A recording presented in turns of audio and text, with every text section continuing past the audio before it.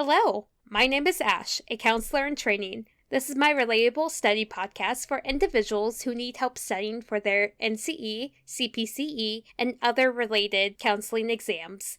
I'm going to go through many questions from multiple resources and make the answers relatable to both you and me. So get your listening ears on and let's get studying.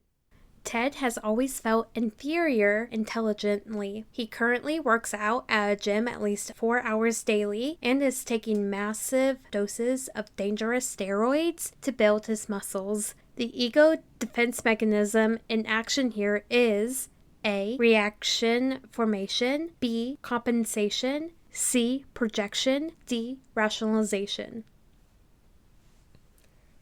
The answer is B. The ego defense mechanism in action here is compensation. Because Ted feels inferior intelligently, he is working his body to compensate for his lack of intelligence. What is disapproval and why is it detrimental to establishing a trusting therapeutic relationship? Disapproval occurs when the counselor negatively judges the client's actions or beliefs. This serves to lower the client's self-esteem and does not foster their ability to solve any problems on their own or the ability to create new coping abilities because of the disapproval of the counselor. For example, if a counselor says, "I'm disappointed in the process and progress that we are making," the client will immediately shut down and their self-esteem is lowered. And they do not want to continue the therapeutic relationship. And the counselor must work overtime to build that trust and build that rapport back up again. Jane feels very inferior. She is now the president of the board at a shelter for the homeless. She seems to be obsessed with her work for the agency and spends every spare minute trying to help the cause. When asked to introduce herself in virtually any social situation, Jane invariably responds with, "I'm the president of the board for the homeless shelter." Jane is engaging in A. Projection, B. Displacement, C. Interjection, D. Identification.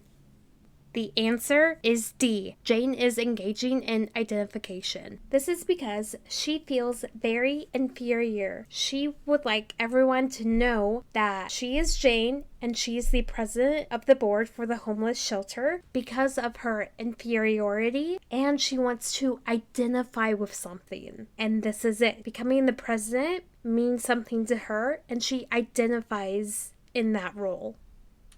What is congruence in communication and why is it important?